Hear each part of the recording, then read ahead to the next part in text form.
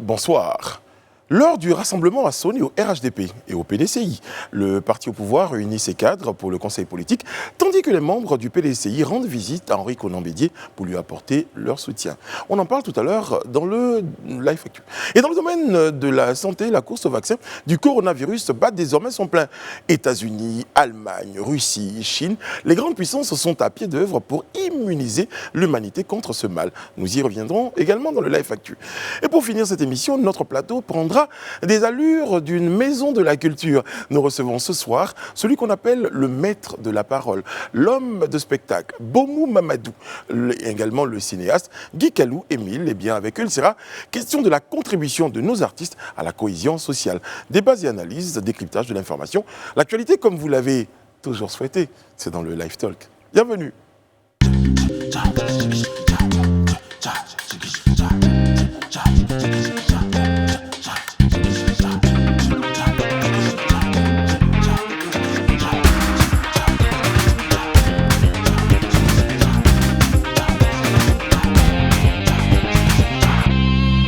Oyez, oyez, bienvenue à vous. Merci de nous rejoindre dans le Live Talk.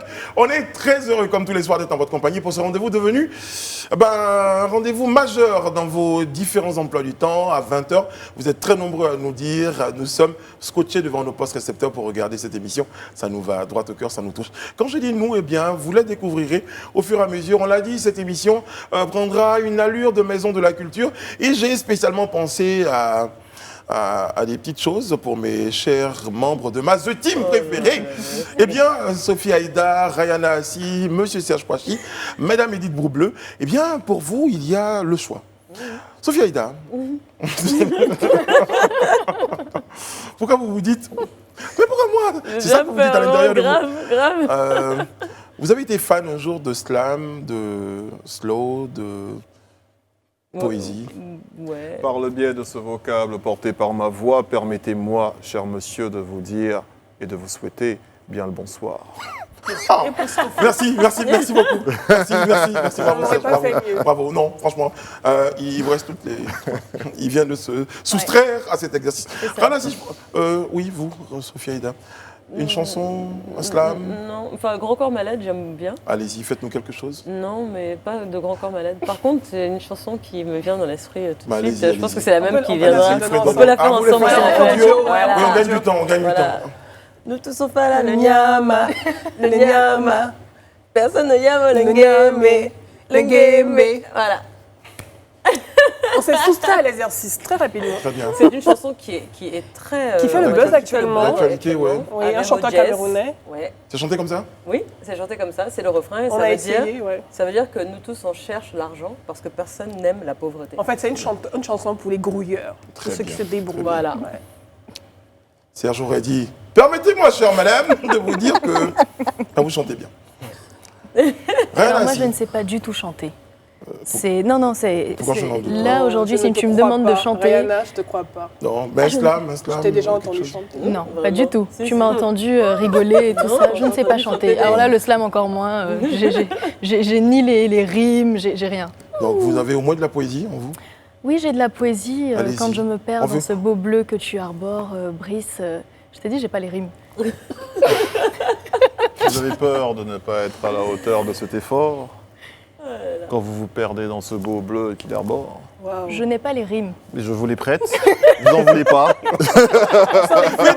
Faut savoir. En tout cas, c'est dans cette belle ambiance-là qu'on va recevoir nos invités, qu'on va aborder ces 52 minutes. On va les égrener avec la bonne humeur, avec le bonheur, car on a envie que cette Côte d'Ivoire-là, elle soit debout, cette Côte d'Ivoire, elle soit une Côte d'Ivoire de paix, une Côte d'Ivoire de joie et d'amour. On va démarrer maintenant avec ce qui fait l'actualité chez nous et ailleurs. C'est dans le Live Actu. Je crois que j'ai toujours trouvé ce jingle un peu très court. Ok, un peu plus long quand même, pour permettre de m'asseoir. Bon, alors, on va commencer notre tour de l'actualité ce soir par de la politique. En votre compagnie, Edith Bourbleu, concernant la politique, le président Alassane Ouattara, le président du PDCI, ancien président Henri Konan Bédié, rencontrent leurs collaborateurs. Pourquoi ? Oui, il fallait faire une sorte de mise au point, et cette rencontre était nécessaire, en tout cas pour les deux partis, après l'élection présidentielle et tout ce qui a suivi après. Il était évidemment nécessaire, en tout cas, que chacun des conseils politiques de ces deux partis puisse se retrouver. On prend déjà le conseil politique du RHDP qui s'est tenu aujourd'hui en fin d'après-midi, et le conseil politique du RHDP s'est évidemment félicité de l'élection du 31 octobre, à l'issue de laquelle le vainqueur, donc le président Alassane Ouattara, a été déclaré, en tout cas, vainqueur de cette élection. Et je suis révoltée. C'est en ces termes que le président du RHDP est revenu sur le mot d'ordre de désobéissance civile qui a été annoncé par l'opposition. Il a déploré les conséquences malheureuses et les pertes en vies humaines pendant cette période électorale. Il a également appelé les militants du RHDP, ces militants, à retourner sur le terrain pour, et je cite, apaiser les cœurs. Il a également invité au pardon mutuel et à la tolérance. Pour lui, il faut tout remettre à plat et surtout mettre en œuvre pour maintenir la paix dans ce pays. Il a également appelé, en tout cas martelé, qu'il n'y aurait pas de transition. Il a été bien clair là-dessus. Il n'a pas manqué de prendre griffe, chambrer Soro Guillaume, président du GPS, qui depuis l'extérieur du pays soutenait qu'il n'y aurait pas d'élection en Côte d'Ivoire. Et cette élection était particulièrement pour la stabilité, en tout cas de la Côte d'Ivoire, comme a tenu à le rappeler le président Alassane Ouattara. Il a aussi demandé au Premier ministre Ahmed Bakayoko de reprendre contact avec le FPI et avec le PDCI pour que les principaux partis, parce qu'ils représentent les principaux partis en plus du RHDP, afin de maintenir le dialogue et surtout d'avancer sur une sortie de crise. D'accord. On va s'intéresser maintenant au PDCI. Exactement. Donc le conseil politique de ce parti également est parti rendre visite au président de leur parti à sa résidence. Un petit sourire quand même sur le côté. Oui, parce que là, je le vois, oui, à l'écran. Je pense qu'il a dû vivre des moments assez difficiles, quand même, lui, sa famille et son personnel, comme on a eu à le voir dans les différents articles de presse. Donc, Il est bien content de recevoir ses amis et militants venus lui dire Yako. Exactement. Ça se voit à travers ce petit sourire justement qu'il a. Oui. Qui sont venus émus en tout cas dans C'est ses ça. yeux. Oui, exactement ému.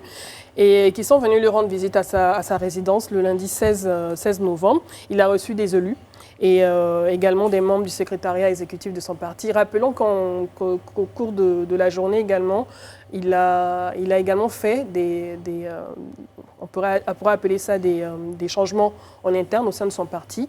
Donc la nomination Des aménagements. Des aménagements, on va dire. La nomination d'un secrétaire exécutif par intérim.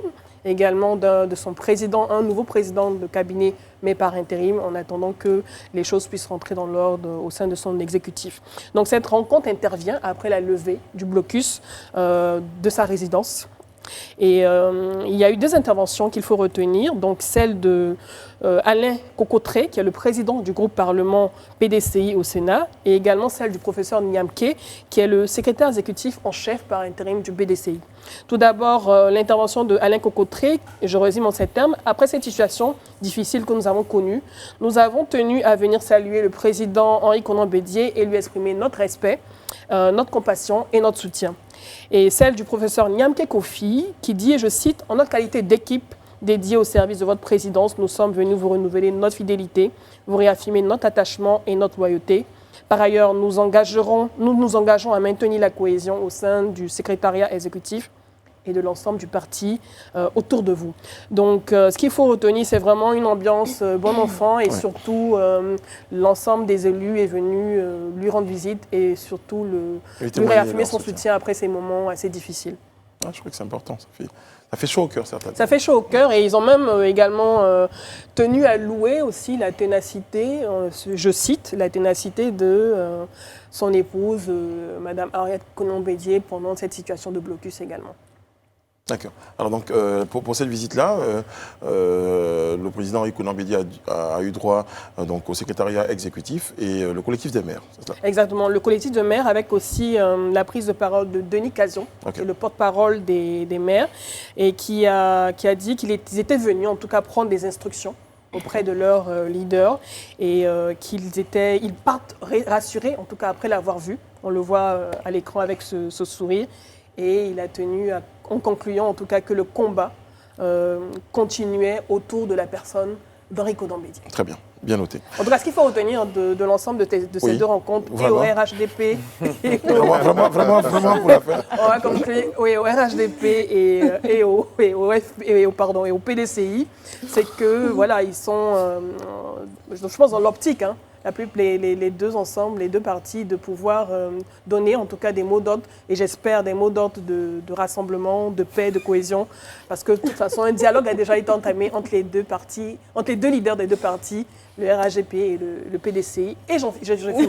Non, mais vous n'aurez pas droit à la parole pendant 10 minutes. Hein. Je vous le dis là maintenant, pendant 10 minutes. Voilà, d'accord. Merci beaucoup, Madame Blé. C'est assez long quand même. Oui. Ouais, c'est vrai. Ouais, très bien, très bien. Mais il y avait des choses à dire aussi. On comprend. Vous n'aurez pas la parole pendant 10 minutes. Voilà, c'est validé. Alors, je me tourne vers Sophie Aïda. On parlait sport. En tout cas, moi, ça va être bref. Alors, la course à la présidence de la Confédération africaine de football, donc la CAF, enregistre 5 prétendants, dont 3 de l'Afrique de l'Ouest. On va commencer par Ahmad de Madagascar, donc lui, voilà, c'est dans l'Afrique de l'Ouest, candidat à sa propre succession. Jacques Anoma de la Côte d'Ivoire, donc Afrique de l'Ouest. Ahmed Yaya de Mauritanie, Augustin Senghor du Sénégal et Patrice Motsepe d'Afrique du Sud. Alors c'est en janvier 2021 que les différents candidats déclarés sauront si ils sont éligibles ou pas. Et selon le comité exécutif de la CAF, l'élection du président donc, de cette année aura lieu le 12 mars 2021. Alors la multiplicité des candidats ouest-africains traduit certainement la vitalité du football en Afrique de l'Ouest. Par contre, notons qu'avec des candidats avec autant de candidats de la région, ils vont devoir vraiment batailler pour être élus à cette élection présidentielle à la CAF, étant donné que les voix seront très très dispersées. D'ailleurs, le Nigeria et la Sierra Leone ont eux déjà annoncé soutenir le candidat sud-africain. Et puis, dans la course pour la CAN 2021, les éléphants de la Côte d'Ivoire ont malheureusement fait match nul cet après-midi, contre les zébus de Madagascar. Donc, on le disait hier sur le plateau, on aurait espéré une victoire. On aurait voulu justement éviter un match nul. En fait... Mais... Vraiment... en fait... Quelqu'un a dû dire ici, non, qu'il fallait peut-être une victoire aux éléphants, et là, ils ont fait un match. Et là, on tombe dans une question de calcul, encore une fois. C'est ça. On aime bien ça. Exactement. Non, mais je pense qu'on va s'en sortir les mains parce qu'on va gagner nos 2 derniers matchs. En tout cas, j'en ai la ferme conviction. Ouais. L'Éthiopie, je pense qu'on va en faire qu'une bouchée. Ah, mais ils nous ont déjà battus, je pense. Oui, mais c'était chez eux. Là, ici, au stade des Bampé, qui semble nous porter chance, malgré la qualité de sa pelouse. J'aimerais le dire tout haut, n'est-ce pas? Ce serait quand même bien qu'on ait des jardiniers anglais. Enfin bref, donc je pense qu'on va les battre. Voilà, on va les battre. Non, mais on espère. Et si on a des doutes, on les fait dormir à l'aéroport. Exactement. On prétexte les tests Covid. Exactement. On les stabilise. On a la technique. On a appris ce qu'ils ont fait. Les Bissau-Guinéens, c'est comme ça qu'on dit? Bissau-Guinéens. Bissau-Guinéens. Enfin, je crois que c'est... Enfin, bref. Ça va. J'arrête de commenter là-dessus. Bon, dans tous les cas, on est toujours en lice. Les Ivoiriens sont toujours dans la course. Et Serge l'a dit avec beaucoup d'espoir, on va battre nos 2 prochains adversaires. Il n'a pas dit avec de l'espoir, il a dit avec beaucoup de conviction. Avec beaucoup de conviction, oui. D'ailleurs, j'avais le score du match hier. J'ai pas voulu... En fait, j'avais une grosse hésitation entre 1-0, qui était le score de début, et un partout. Et c'est ma fibre patriotique qui a pris le dessus. Je me suis dit, bon, allez, je vais annoncer le 1-0 pour la Côte d'Ivoire, mais je vais penser très fort le nul. Très bien. Bon, une bonne nouvelle pour terminer ce tour de l'actualité. Bon, une bonne nouvelle, on l'avait déjà annoncé, mais cette bonne nouvelle-là semble se préciser, et même que cette bonne nouvelle semble s'étendre. C'est ça. C'est ça, exactement. rien à vous Donc la annoncer? semaine dernière, on avait parlé justement de tous ces laboratoires qui sont en ébullition en ce moment, en train de rechercher le remède, la solution au remède au Covid-19, notamment des vaccins. On avait parlé des laboratoires Pfizer et BioNTech, donc laboratoires américains et allemands qui avaient sorti justement ce vaccin-là, qui devrait justement pouvoir être mis en route ou être utilisé d'ici la fin de l'année ou début 2021, avec une efficacité de 90%. Alors avec Serge, on a décidé de s'asseoir. Oui. Alors avec Serge, on a décidé de s'asseoir, de faire quelques petites recherches pour voir qui d'autre justement était en train de courir dans cette petite compétition au vaccin contre le Covid-19. Alors on s'est un peu répartis. Parce que les enjeux sont importants quand même, il faut le dire. Tout à fait. Donc on a dit on va bien s'asseoir, on va bien voir qui est en train de... Et on verra aussi qui va prendre le dessus et dans cette petite course-là pour parler un peu sport, pour faire plaisir à Sophie. Alors on a un vaccin qui a été annoncé par Moderna, donc laboratoire américain également, société américaine, donc a annoncé là ce lundi 16 novembre là, un vaccin contre le coronavirus qui serait lui efficace à 94,5%. Donc ça monte un peu le level parce qu'on était à 90% de l'autre côté. Alors la priorité de Moderna avec ce candidat vaccin, c'est de vacciner la population à risque, soit en fin d'année, soit début 2021, selon le PDG Stéphane Bancel. Et il rappelait toutefois que la phase 3 de l'étude de son produit n'est pas encore terminée, mais en tout cas il vise la livraison d'au moins 500 millions de doses l'an prochain, grâce à des sites de production et des partenaires industriels aux États-Unis, en Suisse, en Espagne. En Suisse, en Espagne, Alors, ils ont reçu 2,5 milliards de dollars d'argent public américain. Ouais. Et la jeune société qui a été créée il y a 10 ans a promis 100 millions de doses au gouvernement américain, dont 15 millions avant fin décembre. Alors, il n'y a pas de et, c'est juste dire qu'ils sont... Voilà, non, mais je comprends qu'il n'y ait pas de et en même temps, parce qu'on a été parmi les premiers réfractaires aux différentes études en disant que, ouais, ils veulent nous vacciner pour nous tuer. Donc peut-être que c'est pour ça qu'il n'y a pas de et, peut-être. Non, il n'y a pas de et. En tout cas, ils ont signé des contrats avec beaucoup de pays. Donc on notera le Canada, la Suisse, le Japon, l'Israël, le Qatar. Et puis ils sont aussi en négociation avec l'Union européenne, les Royaumes-Unis et même le programme international COVAX. Donc très bien. L'Afrique n'est pas partie de leur et.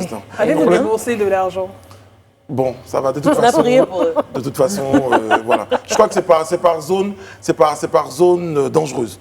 On est un peu moins dans le rouge quand même. En tout cas, là, on est seulement à la moitié des laboratoires qui ont mis en place ce vaccin-là. Et Serge, il a l'autre moitié. Il a l'autre moitié, c'est ça. Parce que vous n'avez fait seulement que le début.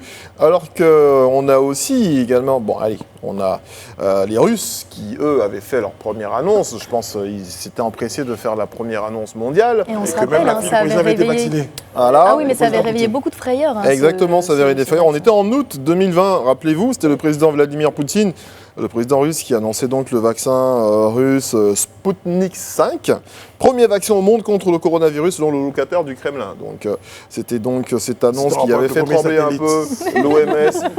Alors Sputnik 5 effectivement un des premiers satellites, sinon le premier satellite à avoir après une mission en orbite autour de la Lune a ramené son équipage sain et sauf. Et l'équipage était composé d'animaux, de chiens, d'une centaine de souris, de singes et puis pas mal de plantes. Enfin bref, c'est donc...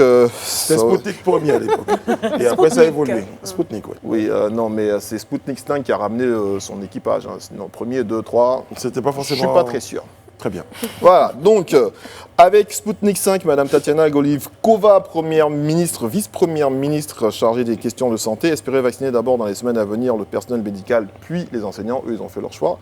Les vaccinations de la population générale devraient commencer à partir du 1er janvier 2021, un peu dans le même calendrier que tous les autres, les Américains et les Allemands, selon le registre national des médicaments du ministère de la Santé. Alors, il faut préciser également qu'ils ont déjà en précommande plus d'1 milliard de doses. Selon ce qu'ils nous disent.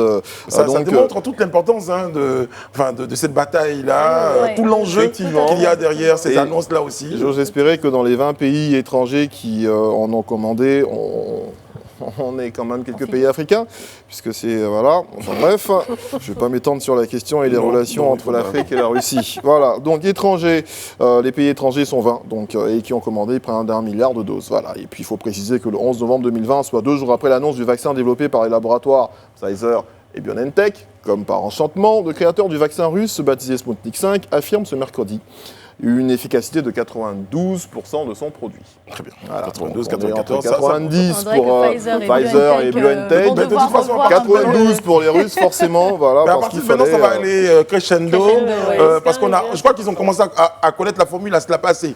Voilà. Mais n'oublions pas que la Chine a quand même été un des premiers pays, sinon le premier pays à se consacrer donc à la course au vaccin depuis mars 2020. Voilà, Qu'est-ce qu'ils ont faut même trouvé, pas eux oublier. C'est vrai qu'on en entend pas parler. Le Coronavac fait partie des vaccins les plus avancés au niveau mondial. Ah bon? Oui, et il talonne celui de Pfizer et de BioNTech. J'ai un vrai problème avec Pfizer. Pfizer, voilà. Et BioNTech, dont l'efficacité est de 90%. Ok. Par contre, l'efficacité de Coronavac n'est pas forcément donnée. En Chine, une campagne de vaccination a même déjà été lancée par le gouvernement. Elle est discrète, mais massive. Ce que nous Allez, on commence à se vacciner là-bas? Oui, Alors, ce qui se passait, c'est qu'il y avait eu un buzz justement sur ce vaccin-là, parce qu'on disait, bon, déjà parce que c'est chinois, ils avaient fait des petites blagues avec ça, mais certains disaient justement, vous nous envoyez un virus, et en plus, vous faites votre vaccin, et vous utilisez votre vaccin, et vous ne nous donnez pas aussi. Donc, il y avait vraiment oui, eu non, ce mais buzz après, autour de... avec On va terminer l'OMS là-dessus. qui reconnaît, ne reconnaît pas, efficacité, ne pas efficacité, je pense que maintenant, vu que les chiffres sont lâchés 90, 92, on peut aujourd'hui dire que voilà, on est quand même proche. Et puis on attend aussi les résultats d'un autre vaccin très avancé développé par le groupe pharmaceutique AstraZeneca et l'université d'Oxford. Non, je dis c'est un peu comme le BISAP, il y a tout le monde hein. qui commence à avoir la même formule. Après, ça sera un peu plus sucré là, un peu plus doux là. Bon, La vie a repris son cours en Chine, de toutes les façons, De toute façon. surtout dans la ville d'où le virus Très est bien. parti. Bon, tant que ça permet d'immuniser, tant que ça permet de protéger, tant que ça permet de Oui, bouter c'est le hors plus de nos important. vies ce virus-là, ben, on croise Nos les doigts et puis chercheurs en on Côte espère d'Ivoire que continuent de chercher. ils continuent de chercher. Non, ils ont peut-être trouvé. Non, mais c'est rassurant quand Ils même de n'annoncent pas voir forcément. qu'il y a quand même une avancée, justement. Et puis avec cette compétition-là, on est sûr qu'il y en a forcément un qui pourra... Edith. Madame Bleu, vous aurez droit à la parole juste après le Non, prochain mais c'est- jingle. C'est bon là. Bon, mais ça va, je la délivre. Notre micro-trottoir s'intéresse à un autre sujet. Bien, vous le savez, la Côte d'Ivoire est considérée, à juste titre d'ailleurs, comme la plaque tournante de la musique africaine. Notre pays est une véritable terre de culture et les artistes y sont très nombreux. En témoigne ce que vous avez entendu déjà sur ce plateau. Contribue-t-il assez à la consolidation et à la cohésion sociale concernant la paix? On suit ensemble cet élément de Nokana Paleka et Henri Diagnamé. Ils ont une plume pour les artistes écrivains. Ils ont un pinceau pour les artistes peintres et également ceux qui utilisent la voix. Ils œuvrent tous, sans exception, pour la paix. Évidemment de leur manière, mais ils ne le font pas assez. Et je souhaiterais qu'à l'avenir, peut-être, que le bureau d'art, le bureau des droits et auteurs, songe de temps en temps à les réunir, à leur faire passer un message, d'aider la population, surtout dans ces moments de crise, pour qu'ils comprennent que les messages qu'ils doivent passer en période de crise doivent être des messages de paix, de solidarité et d'amour, et qu'on apprenne de temps en temps à s'aimer un peu en Côte d'Ivoire. Les artistes de Côte d'Ivoire, les artistes ivoiriens, les artistes même non ivoiriens vivant en Côte d'Ivoire, pour moi, ils n'œuvrent pas pour la paix en Côte d'Ivoire. Entre eux-mêmes, ils ne s'entendent pas. On sait, on est au courant, les voix. Il n'y a pas d'entente entre eux. Donc, comment ils vont s'associer pour chanter la paix pendant qu'eux-mêmes sont en guerre? C'est pas possible. Les cinéastes, ils sont bien. Les cinéastes, je crois qu'eux, ils peuvent véhiculer la paix en Côte d'Ivoire. Sinon, les artistes chanteurs, c'est eux-mêmes qui devaient être au devant de la scène. Mais comme eux-mêmes ne s'entendent pas, les cinéastes, je crois qu'ils font bien leur travail. Les œuvres artistiques ne peuvent pas avoir un grand impact parce que tout le monde n'est pas sensible aux œuvres artistiques. On a vu les crises dernières que la Côte d'Ivoire a vécues. On a eu des artistes qui ont œuvré pour la paix dans ce sens-là. Voilà. Ce n'est pas nouveau, ils le font. Ils le font, mais parfois ils ont peur de s'exprimer voilà, convenablement. Parce que quand ils touchent parfois aux thèmes politiques, ils sont parfois poursuivis et on voit plusieurs artistes qui sont en exil, rien que pour avoir décrié la situation sociopolitique en Côte d'Ivoire. Je pense qu'il faut catégoriser les artistes. Il y a deux catégories d'artistes. Il y a la première catégorie qui chante juste pour faire plaisir au pouvoir afin d'avoir des pots de vin. Et il y a la deuxième catégorie d'artistes qui chantent pour dénoncer les vices et les méfaits de la société. Et moi je pense que c'est la deuxième catégorie, ceux qui dénoncent les faits et les méfaits de la société ivoirienne, qui œuvrent véritablement pour la réconciliation et la paix en Côte d'Ivoire. Par contre, de façon opposée aux artistes chanteurs, les cinéastes, les comédiens et autres, on va dire à 95% œuvrent réellement pour la réconciliation. Ce qui est intéressant avec eux, c'est que les artistes comédiens, ils disent la vérité en s'amusant. Certains artistes par leurs chansons, maintenant les artistes peintent aussi par des images. En tout cas, chacun a sa manière d'œuvrer pour la paix. Chaque artiste. Et puis nos hommes politiques aussi doivent œuvrer aussi, pas forcément les artistes, mais les hommes politiques même au pouvoir doivent œuvrer pour la paix. Je ne dirais pas que les actions sont suffisantes, mais vous savez que la paix, comme le Premier président l'a dit, ce n'est pas un vain mot, c'est un comportement. Donc je pense que ce sont des actions à améliorer. Il faudra aussi que le gouvernement aussi aide ces artistes à leur donner en fait plus de liberté d'expression en fait, pour pouvoir mener à bien ce combat. Il faudra aussi un accompagnement financier derrière en fait. Nous sommes de retour sur le plateau du Live Talk à la suite de ce micro-trottoir-là qui évoquait la contribution des artistes dans le processus de paix et de cohésion sociale. Sont-ils suffisamment engagés dans cette lutte?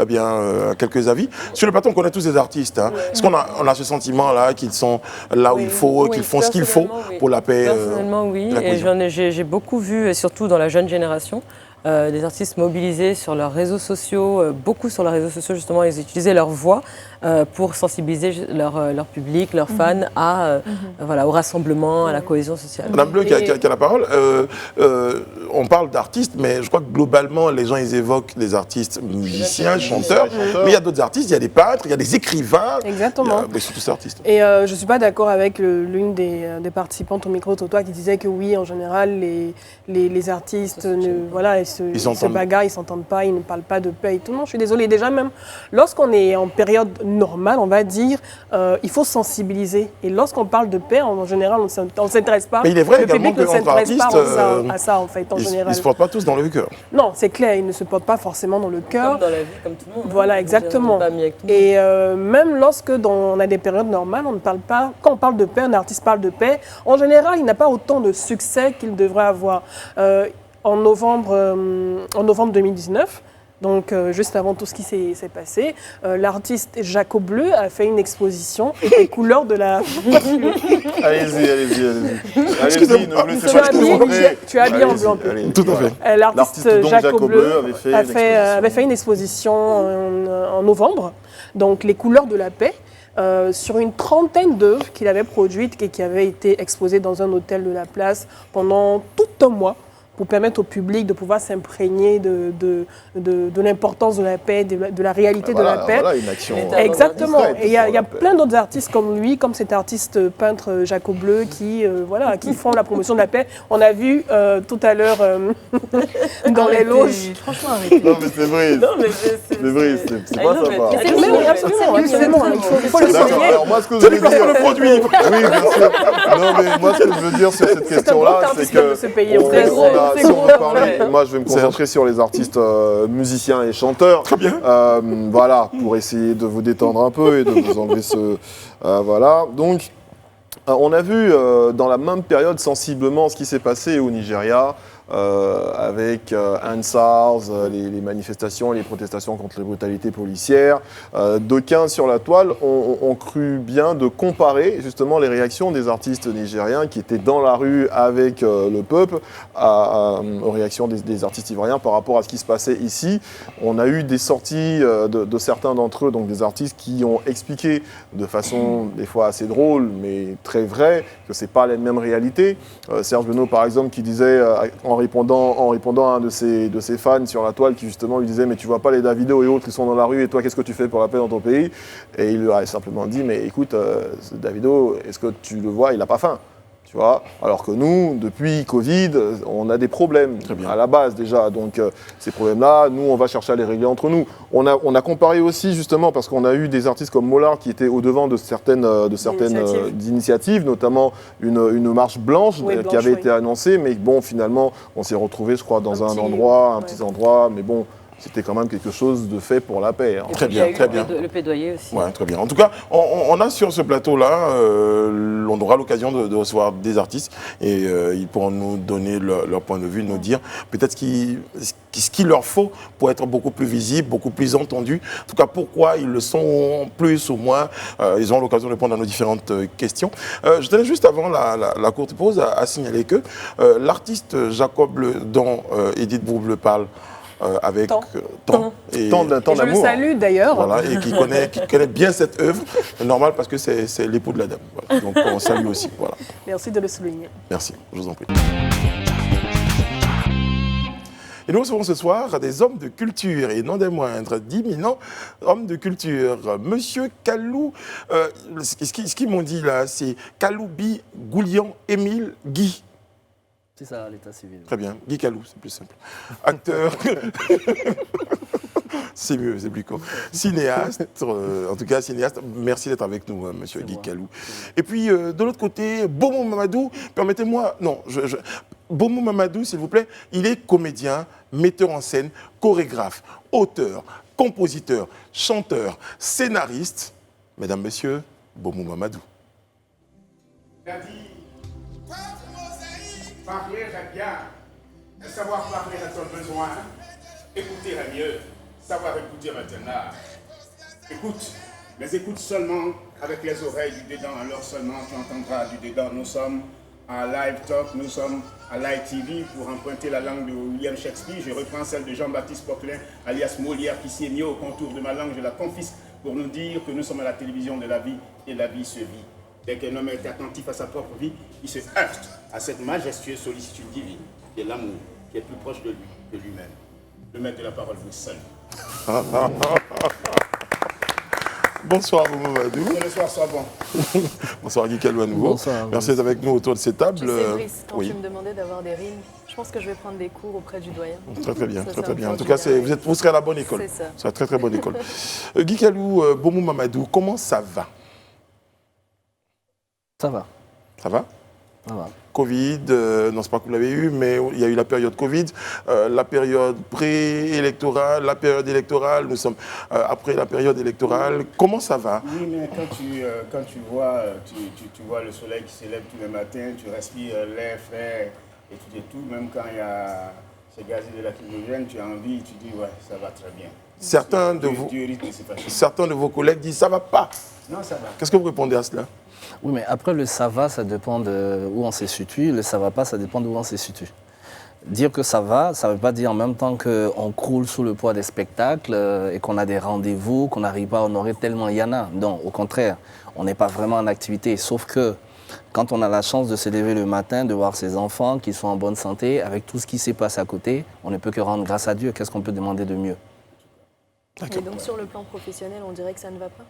Oh non, ça ne va pas sur le plan professionnel. C'est une année qui est assez compliquée pour tout le monde, déjà avec la Covid et puis malheureusement la Côte d'Ivoire avec la situation pré- et post-électorale que nous sommes en train de vivre. Mais je veux dire, c'est une double descente pour la plupart des artistes aujourd'hui. Surtout, voilà. On le suivait dans le micro-trottoir, les Ivoiriens, en tout cas certains, pensent que les artistes ne font pas suffisamment pour la paix et la cohésion sociale. Vous partagez ou pas ce point de vue? Bon, je pense que les artistes font beaucoup. Les artistes ont fait ce qu'ils peuvent faire et ce qu'ils doivent faire. Les artistes, en fait, les gens pensent seulement qu'aux chanteurs,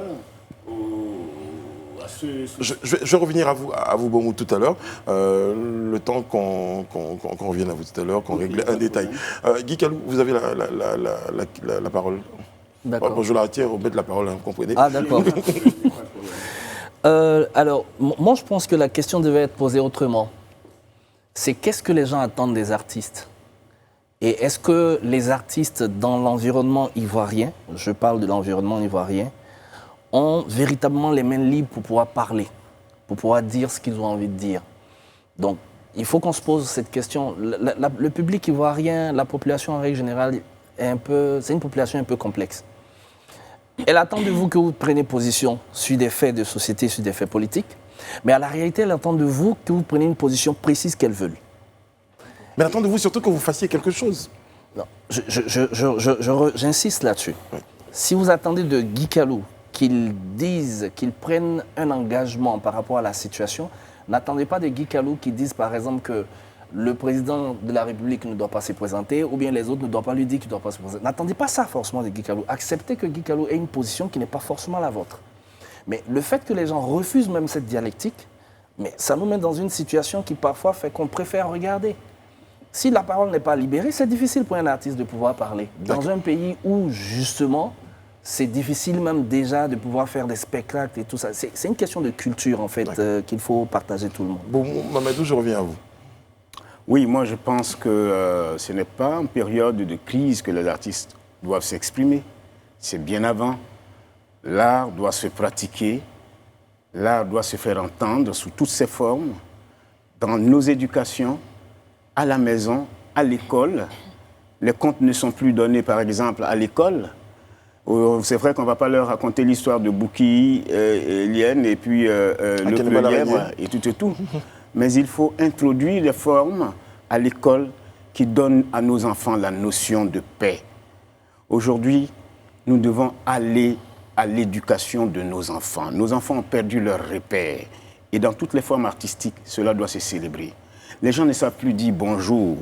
Les gens vont chercher Dieu même à la Mecque ou à Jérusalem ou à Lourdes, comme si ce n'était pas assez lourd, quand ils sont incapables de saluer, de dire bonjour à leurs voisins immédiats ou de pardonner à leurs voisins immédiats. Les habitudes ont changé et les artistes se doivent déjà à l'avance, avant que les guerres naissent, n'est-ce pas, essayer d'amener ça doucement, doucement dans les familles.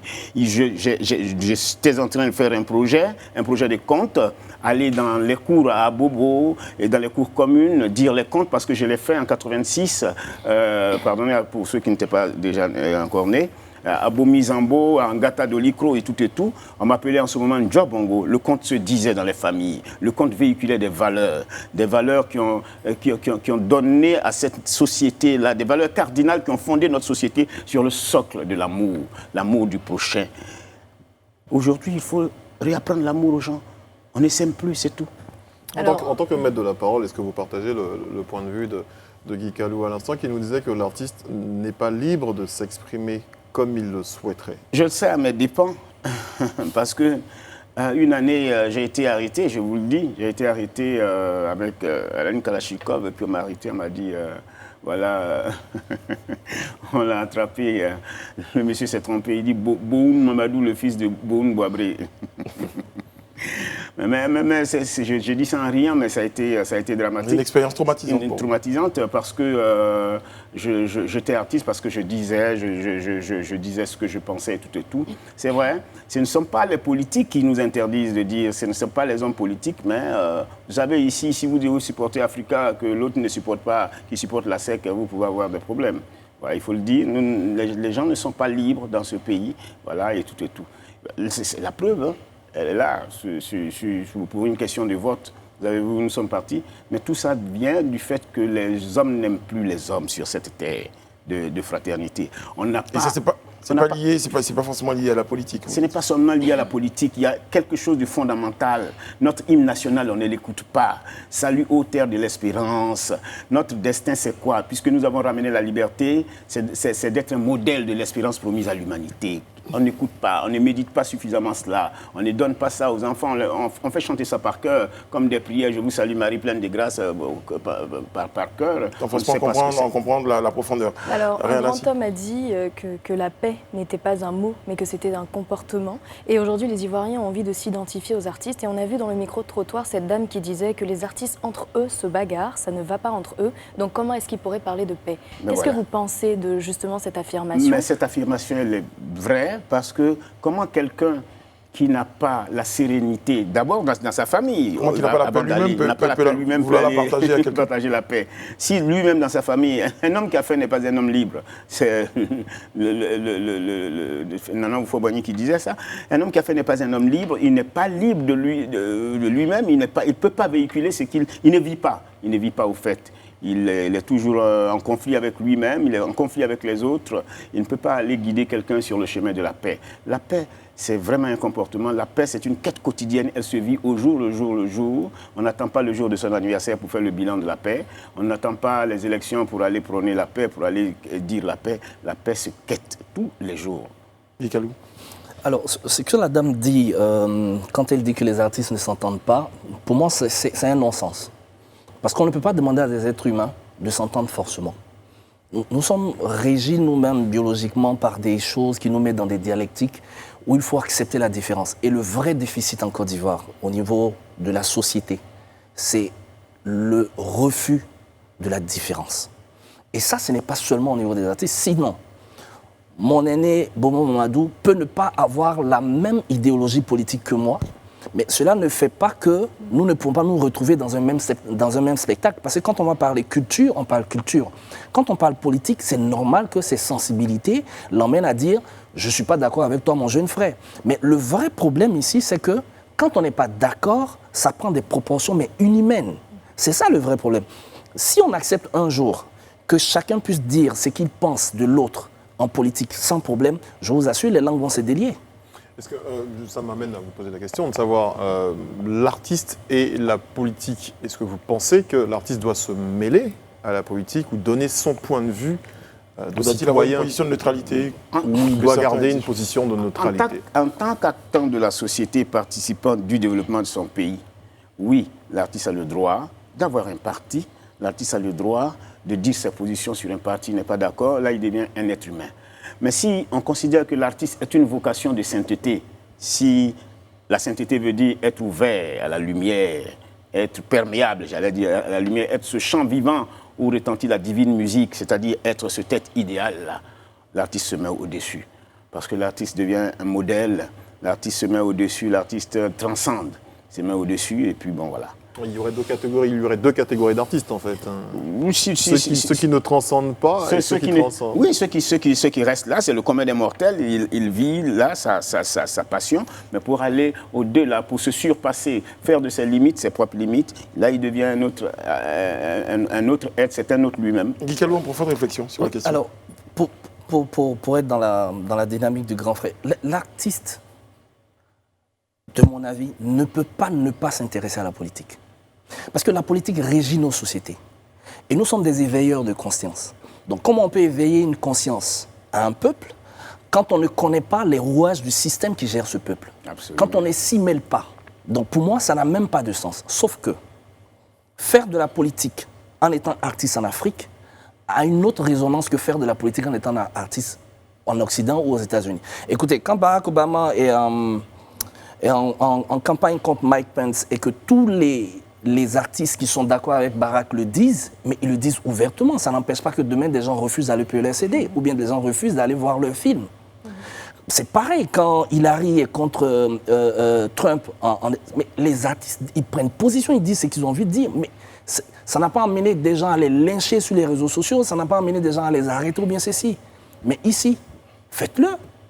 Les mêmes personnes qui vous demandent sur les réseaux sociaux de dire au président actuel qu'il ne doit pas faire son mandat ou bien de dire aux autres qu'il ne doit pas le lui dire, ces mêmes personnes-là, si vous prenez une position, mais ils vont vous matraquer comme ce n'est pas possible. Mais si vous voulez qu'on dise les choses comme on pense, mais donnez-nous la liberté de le dire. Est-ce qu'il y a la liberté, vous parlez de liberté, Guy Kalou, ou peut-être que c'est une question de culture politique, d'une culture démocratique. Il faut que les gens aujourd'hui comprennent tous les fondements de la démocratie pour dire que je ne suis pas d'accord avec ce que tu dis, mais prêt à mourir pour que tu aies le droit de le dire. C'est pour cela que je parle de l'Afrique. Et plus encore, il faut qu'on se le dise clairement, l'Afrique francophone souffre davantage de ce genre de choses. Quand on prend l'exemple des Nigériens, mais ça commence à évoluer du côté des anglophones. Ça commence à évoluer. Mais quand ici, on est encore... Et ce n'est pas seulement la Côte d'Ivoire. Regardez tous les pays francophones. Il y a encore ce problème. Donc, je pense qu'il y a une grande marche à faire au niveau de notre peuple, de notre population, pour qu'on arrive à un moment où Guy Kalou peut dire « Je ne suis pas d'accord avec le président Alassane Ouattara, je ne suis pas d'accord avec le président Bédié » sans qu'on lui tape dessus. D'où l'acceptation des différences. Il faut accepter les différences. Mais ça fait même qu'on n'arrive même plus à réfléchir. Parce que tu veux dire des choses, mais tu es bloqué, tu es obligé de... Je prends un exemple rapidement pour finir. Quand on parle de paix, pourquoi ça dérange des gens? Pourquoi ça dérange des gens que quelqu'un dise « Je veux qu'on aille à la paix », on te dit « Pour aller à la paix, c'est parce que tu n'es pas courageux, que tu ne dis pas à un tel, ou bien c'est parce que tu n'es pas... Mais est-ce que pour aller à la paix, j'ai besoin de dire forcément que je suis d'un tel ou d'un tel camp? Il faut qu'à un moment donné, il y ait aussi des gens qui calment le jeu. Finalement, le jeu est en train de se calmer, c'est ce qu'on demande depuis nous. Donc, dans tous les cas, vous êtes parmi ceux qui payent le lot tribut des situations lorsqu'elles sont troubles, lorsqu'elles ne sont pas stables, plus de spectacles, plus de films à tourner. Et après, nous, on se plaint. Plus de salles de cinéma. Et plus de financement.